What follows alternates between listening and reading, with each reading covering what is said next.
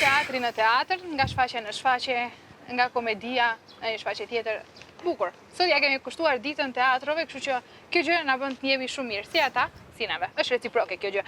Dhe i thëmuri përmend nga Ahmet Jakupi, gjithsesi ka qenë një shfaqje e cila është pritur shumë mirë, jo vetëm nga teatri i Kumanovës, mirë po gjithashtu edhe nga publiku i Kumanovës, aktorët e tjerë e tjerë. Një ngjarje teatrore në Shkup, një ngjarje teatrore gjithashtu edhe në Kumanov. Kemi pasur mundësi që përmes këtyre sekuencave të shoqërohemi edhe me ngjarjen atje, edhe me prapaskenat, me komentet e shumë prej artistëve, kolegëve të tyre. Mirë po, të njëjtat gjëra do të mund t'i nxjerrim pak ka pak edhe nga dy aktorë të cilët kanë qenë pjesë e këtij kasti të aktorëve, të përzgjedhur nga regjizori Ahmeti për të realizuar dhe për të sjellë në skenë role të caktuara. Është me ne në studio Sefedin Shabani, më falni. Sefedini, dhe po qesh Sefedini normal, dhe gjithashtu edhe Ismail Kasumi, mirë se erdhët. Mirë se ju gjetëm, faleminderit për ftesën. Të bëna Shaban Sefedini. S'është problem. Jo, shumë është problem. Pak marrët e diskutuam këtu. Mirë se erdhët. Mirë se ju gjetëm. Mirë se ju gjetëm. Si u prit mbrëm kjo shfaqje?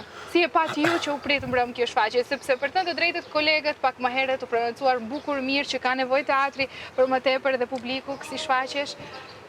Shefe, kjo ka qenë një komedi e cila është punuar, mund të them edhe në një sezon që gati vetëm se iku. Publiku mendoj se komunikoi me shfaqjen, shfaqjen e pritën mirë, ne si aktor, si trup artistike që ishim, jemi të kënaqur, po mbi gjitha, mund të them se fundi prap i mbetet publiku ta jep atë verdiktin e fundit të jenë të kënaqur apo jo. Mendoj që ka qenë ajo në nivel. Ismail, si të duk ty? Tash e bukura nuk ka fund asnjëherë, sidomos në art. Por mbas shfaqjes janë ato komentet, janë ato kritikat e bukura dhe normal, si aktor tash ndjehemi mirë, përderisa japim një gjë të bukur dhe një komoditet të cilën publiku reagoi me ne dhe u lidh aq mirë sa që në fund thonin sikur tjetë edhe një herë ta vazhdonit prapë sondet, do e shikonin prapë.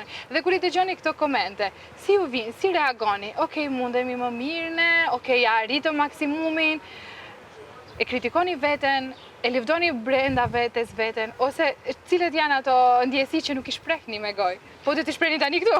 Jo, shife, unë them se aktorët jetojnë me duartrokitjen dhe me lëvdratat.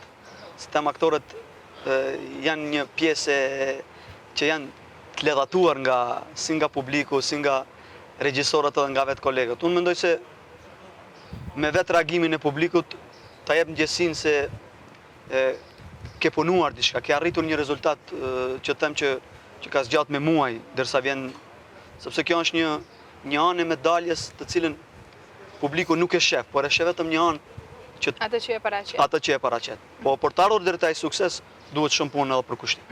Dhe cilët kanë qenë rolet e juaja në këtë shfaqje? Unë kam pas nderin, fatmirësisht kam pas rolin kryesor, rolin e Arganit. Nuk ka qenë lehtë se mos flas shumë, Molieri është vepër që njihet në letërsinë botërore si një nga veprat më gjigante që mund t'i krahasosh me Shakespeare-in, me mos t'i përmendje me radhë. Sidomos për komedin duhet shumë punë.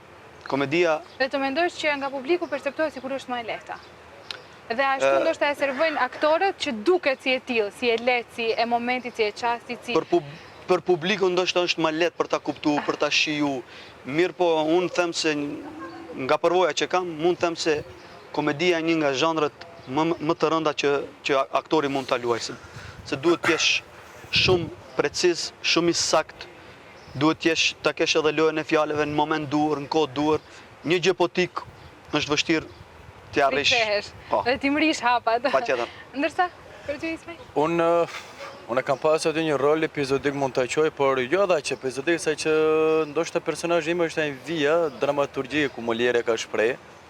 E ka shkruar de fakt se ç'a ndodh pas një mjeku të cilët edhe është fakt që sot tek ne ndodhen këto gjëra, që verbërisht arrin çdo gjë në jetë për të arrit ato ambicet e veta si mjek, si familja e tij, si personalisht dhe ka qenë një rol mund të them i vështirë, nga që ishte mosha shumë i rritur, por ende në stadin e fëmijërisë dhe për ta kërkuar një vajzë tek Argani, ishte pak e vështirë ky rol. Po normal, komedia ka atë pjesën tjetër ku është shumë e vështirë për ta luajtur edhe ne si aktor se banalizon ndonjë gjëra dhe ik nga komedia.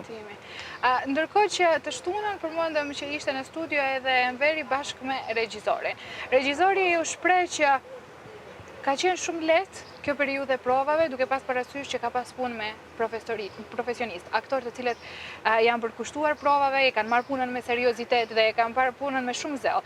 Dhe si është në fakt të punosh me aktorin Ahmet Jakupi dhe e përshëndesim nëse është duke na ndjekur. Regjisori.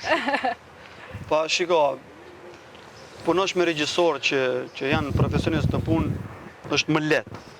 Nuk është era e parë që punoj me regjisor, se cili regjisor e ka mënyrën e të punuarit. Mendoj që bashkëpunimi ka qenë në suazat profesionalizmit, edhe kjo është suksesi, tash mbaret kush si e percepton suksesin. Kjo është ajo që ne kemi arritur. Për të drejtën, i së muni përmend të shfaqje e cila nga Molieri, shfaqje e cila është dhënë dhe është punuar nga regjisorë të ndryshëm në vende të ndryshme. Dhe vetë regjisori Ahmeti potencoi që ka sjell një mënyrë tjetër të kësaj shfaqjeje. Po ka qenë tash gjithë secili, çdo regjisor ka konceptin e tij dhe normal tash ne kemi nga klasike, kemi dalë në moderne diçka që ndoshta dhe është dalë për publikun shumë i mirë se kemi dalë me koncept që kemi bërë si në burg jem dhe ne të burgosurit e luajmë shfaqjen e Molierit ku është një distancim nga klasike që është si Molier, është vështirë për ta luajnë zhanrin e tyre, por ne jemi mundu spaku konceptin e regjisorit Ahmetit, të cilin e përshëndes, dhe jemi mundu ta bëjmë më të bukur, edhe pse thash pak para që e bukura nuk ka fund. Tash ti e shohim të ardhmë se si do reagojnë edhe kolegë tjerë kur din ta shohin. Si ka qenë shfaqja prapas skenave? Shfaqja prapas skenave. Ti ke qenë edhe te qeni Baskervillave, nuk ka qenë e tillë, flas personalisht për veten. Dinamike po? Jo dinamike, unë kam pas thash një nga rolet kryesore dhe kam qenë gjithë kohës në skenë, ndërsa këto që kanë hyrë kanë dalë, kanë bërë shfaqjen prapas skenave, por nuk i kam bërë. Ajo është më e bukur, kam përshtypjen. Ajo është më e bukur. Shfaqjen në vetë. Shfaqjen vetë dhe e papame. E papame për të thënë të drejtën. Kur do të ketë reprizën? Repriza është nesër. Nesër. Po nesër në orën 20, do të them se është repriza e fundit për këtë stinor, pasi që në mes të muajit vetëm ikim në pushim vjetor, dhe pastaj rikthehemi si zakonisht në sezonën vjeshtore, diku ka fillimi i shtatorit. E ku do shkoni për pushime? Pushime? Nuk e di. Ose mjafton shtëpi për pushime? Jo, realisht unë nuk kam shumë pushim, se do të them dikun ka fillimi i gushtit, fillojmë një projekt teatral, një projekt 3. Edhe duhet të shfrytëzoj që këtë periudhën 2 javores. Do. Ndërsa Ismaili? Për pushime akoma s'kam vendosur se më mirë ja lë kohës spontanisht ndodhin do gjëra. Edhe mosha është ashtu. Sa më të surprizume që janë pushime, dash më të mira janë. Aventurat verore s'kan fund. Faleminderit që ishi pjesë e Pastel sot.